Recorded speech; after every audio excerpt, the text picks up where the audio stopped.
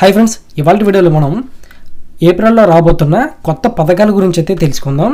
ఇందులో మొదటగా మనకి 1వ తారీఖు అంటే ఏప్రిల్ 1వ తారీఖు నుంచి 3వ తారీఖు వరకు ఎన్టీఆర్ భరోసా పెన్షన్ అయితే ఇవ్వడం జరుగుతుంది. దీనికి మీ దగ్గరలో ఉన్న సచివాలయం స్టాఫ్ అందరూ కూడా వచ్చి ఈ యొక్క పెన్షన్ కార్యక్రమం అనేది పాల్గొంటారు. ఇది మనకి ఉదయం 7 గంటల నుంచి ప్రారంభం అయితే జరుగుతుంది. దీంట్లో మనకి ప్రభుత్వం కొత్త స్కానర్లు అయితే ఇస్తుంది. అంటే ఇంతకు ముందు పోయినసారి మనకి చాలామందికి ఫింగర్ ప్రింట్స్ అనేవి ప్రాబ్లమ్స్ వచ్చాయి. ఈ వెలుగుందర పడకపోవడం, కొందరికి స్కానర్ అనేది పడేది కాదు. కానీ ఈసారి ఈ స్కానర్స్తో ఆ యొక్క ఇబ్బందులు అనేవి తొలగించవచ్చు అని చెప్పేసి చెప్తున్నారు ఈ యొక్క ప్రభుత్వం వాళ్ళు. ఈ స్కానర్లో మనకి ఫింగర్ ప్రింట్ ప్రాబ్లమ్స్ అనేవి మ్యాక్సిమం ఉండకపోవచ్చు అని చెప్పేసి అంటున్నారు. తర్వాత మనకి కొత్త పెన్షన్లు కూడా రావడం జరిగింది. అంటే మనకి భర్త పోయిన భార్యలకి అంటే మహిళలకి కొత్త పెన్షన్లు అయితే స్టార్ట్ అయింది. ఒకవేళ మనకి మార్చి నెలలో కనుక ఎవరైనా భర్తను కోల్పోయే మహిళలు ఉంటే కనుక వీరు కూడా పెట్టుకోవచ్చు అనమాట. ఎలా పెట్టుకోవాలి అంటే కనుక మార్చి నెలలో ఒకవేళ భర్త పోయిన వాళ్ళు మహిళలు ఉంటే కనుక మీ యొక్క పెన్షన్ ఇచ్చే వాళ్ళ దగ్గరికి వెళ్ళి మీరు ఒక భర్త డెత్ సర్టిఫికెట్, ఇంకా భార్య యొక్క ఆధార్ కార్డు ప్లస్ ఆఫ్ సైజ్ ఫోటో మీ యొక్క భార్యది అనమాట. సో మహిళది ఇది కానీ ఇచ్చినట్లయితే కనుక మనకి మే నుంచి యొక్క పెన్షన్ అనేది స్టార్ట్ అయిపోతుంది. అంటే ఒక నెల గడువులోనే మనకి ఈ మొత్తం ఈ ప్రాసెస్ అంతా జరిగిపోయి మనకి మే నుంచి అయితే స్టార్ట్ అయిపోతుంది. ఓకేనా.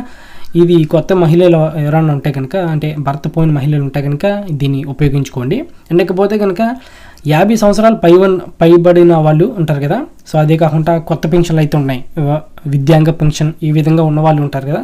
ఇలా రకరకాల కొత్త పెన్షన్లు అన్నీ కూడా మనకి జూన్ మంత్లో స్టార్ట్ అవ్వడం జరుగుతుంది. ఈ లోపు మీరు దరఖాస్తు అయితే చేసుకోవచ్చు. ఇకపోతే కనుక మనకి రేషన్ కార్డు సంబంధించిన కొత్త అప్డేట్ అయితే రావడం జరిగింది.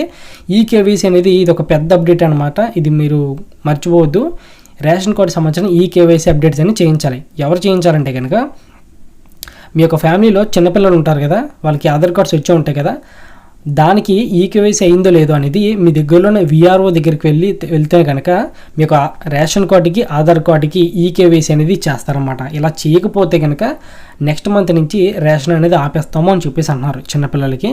ఓకేనా. ఇది చిన్నపిల్లలకి అని కాదు, పెద్దవాళ్ళు కూడా ఈ కేవైసీ అయిందో లేదో ఒకసారి చెక్ చేసుకోండి. లేకపోతే కనుక రేషన్ ఆపే అవకాశం అయితే ముందు ఉందని చెప్పేసి ఈ యొక్క ప్రభుత్వాన్ని చెప్తుంది.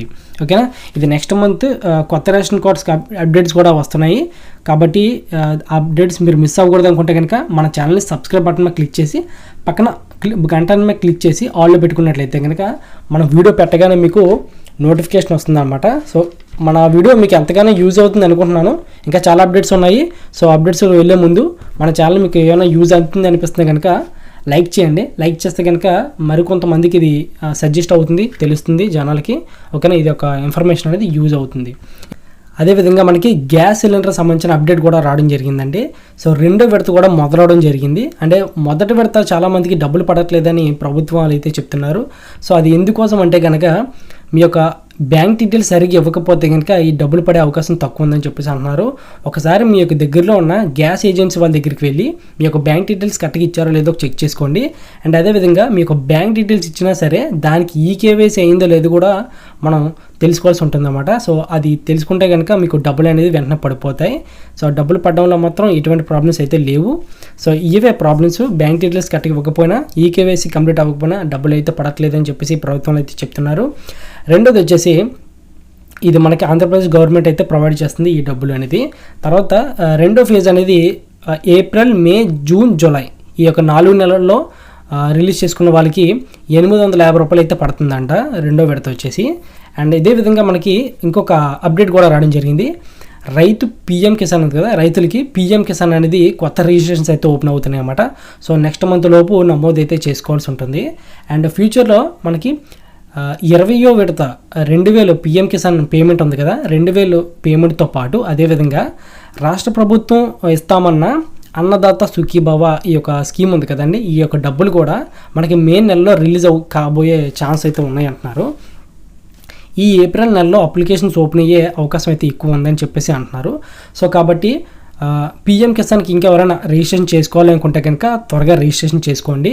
ఎందుకంటే నా అంచనా ప్రకారం సో పీఎం కిసాన్ ఎవరైతే త్వరగా రిజిస్ట్రేషన్ చేసుకుంటారో వాళ్ళకి మనకి ఈ యొక్క అన్నదాత సుఖీభావాకి డాట్ అని దీనికి లింక్ చేసే అవకాశం చాలా ఉంది. కాబట్టి పీఎం కిసాన్ ఎవరైతే త్వరగా నమోదు చేసుకుంటారో వాళ్ళకి అన్నదాత సుఖీభావ డబ్బులు కూడా కలిసి పడతాయని చెప్పేసి అంచనాలు అయితే వేస్తున్నారు అన్నమాట. తర్వాత మీకు ఇంకొక అప్డేట్ రావడం జరిగింది. ఇది వచ్చేసి చాలా మంచి అప్డేట్ అని చెప్పొచ్చు.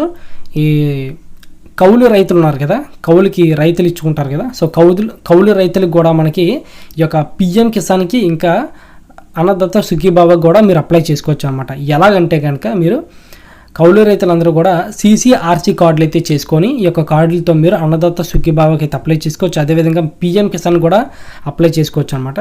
సో నెక్స్ట్ వీడియోలో మనకి పిల్లలకి ఉన్నారు కదా, చదువుకునే పిల్లలకి విద్యార్థులకి డబ్బులు పడతాయి కదా, దానికి సంబంధించిన అప్డేట్ అనేది నెక్స్ట్ వీడియోలో రాబోతుంది జరుగుతుంది. అండ్ ఈ కేవైసీ సంబంధించిన ఫుల్ వీడియో మ్యాక్సిమం చేసే ప్రయత్నంలో అయితే ఉన్నాను.